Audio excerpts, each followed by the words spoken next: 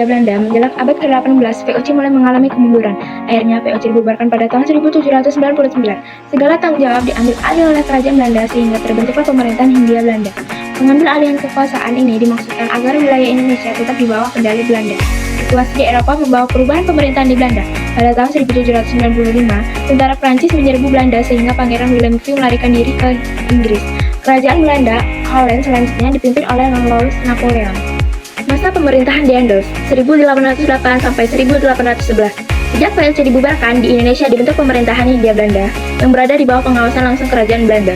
Sebagai gubernur jenderal yang pertama, atas persetujuan Napoleon, ditunjuk Jenderal Herman Willem Daendels 1808 sampai 1811. Pemerintahannya diktator sehingga dijuluki Jenderal Mas Gawang. Tugas Daendels: mempertahankan Pulau Jawa dari serangan Inggris, mengatur pemerintahan di Indonesia dan membereskan keuangan, memberantas sistem feodal yang sangat diperkuat oleh VOC. Sistem administrasi: Gubernur Jenderal memegang kekuasaan tertinggi sebagai wakil dari Ratu Belanda yang berkedudukan di provinsi. Di kabupaten diperintah oleh gubernur, subkabupaten oleh residen, di bawahnya ada asisten residen yang mengawasi para pati dan bupati. Di bawahnya ada pengawas yang bertugas mengawasi wedana dan asisten wedana. Bidang pertahanan: menambah jumlah prajurit yang awalnya 4.000 prajurit menjadi 18.000 yang sebagian besar dari suku-suku bangsa di Indonesia atau pribumi. Meningkatkan kesejahteraan prajurit untuk meningkatkan kedisiplinan, membangun benteng di beberapa kota dan pusat pertahanannya di Kalijati, Bandung. Membangun jalan raya dari Anyer sampai Penarukan kurang lebih 1.100 km yang diselesaikan dalam waktu 1 tahun. Membangun kembali armada pertahanan laut di Teluk Jakarta dan Surabaya. Membangun pelabuhan armada di ujung kulon Surabaya dan Pulau Penari yang bentengnya disebut Lodewijk.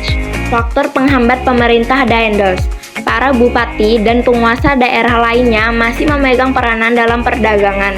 Struktur feodal itu kedudukan bupati sangat kuat, sehingga setiap tindakan perubahan tidak dapat berjalan tanpa kerjasama mereka.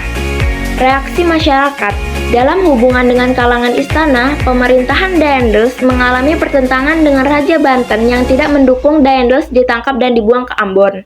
Mangkubumi yang juga dianggap menghalangi rencana Daendels dibunuh dan mayatnya dibuang ke laut.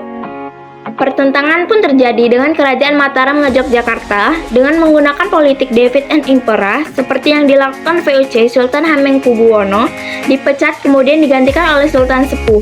Kemudian daerah Ngayogyakarta diperkecil. Upaya untuk mengumpulkan uang, Daendels menjual tanda tanah partikelir kepada orang Belanda, Tionghoa, dan Arab. Akibatnya, para pemilik tanah tersebut dapat menghisap tenaga rakyat karena memiliki hak-hak istimewa. Jan Willem Jansen sebagai pengganti Daendels. Dikirimlah Jan Willem Jansen. Ia mulai menjabat Gubernur Jenderal Hindia Belanda di Jawa tahun 1811. Ia kemudian memperbaiki keadaan yang ditinggalkan oleh Daendels. Ternyata Jansen tidak secakap dan sekuat Daendels dalam melaksanakan tugasnya. Ketika Inggris menyerang Pulau Jawa, daerah Kepulauan Maluku sudah berhasil direbut oleh Inggris. Bahkan secara de facto, daerah kekuasaan Hindia Belanda di masa Jansen itu tinggal daerah-daerah tertentu, misalnya Jawa, Makassar, dan Palembang.